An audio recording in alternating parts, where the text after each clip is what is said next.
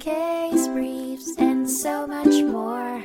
LSData's got what you're looking for.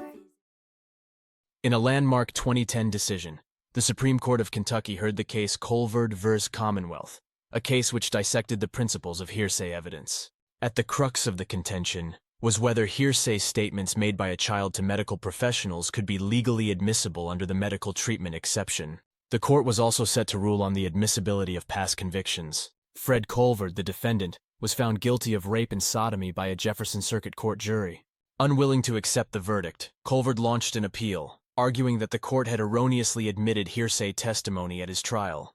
This came into question most notably in relation to testimonies offered by two medical professionals under the medical diagnosis exception to the hearsay rule. The Supreme Court of Kentucky concurred with Colvard's assertion, stating that the hearsay exception for medical treatment or diagnosis was excessively broad. The court ruled that certain hearsay statements presented during the trial did not fall under any valid exception.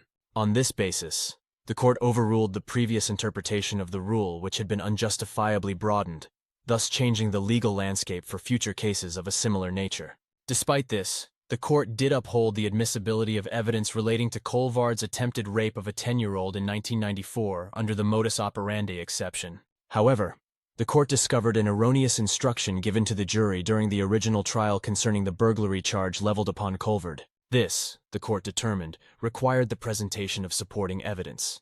The culmination of these irregularities led to a reversal of Colvard's conviction by the Supreme Court of Kentucky, mandating a retrial of the case. The defining decision issued by the court affirmed the need for precision and necessity when employing the hearsay exceptions, whilst also setting limitations on the remit of these exceptions.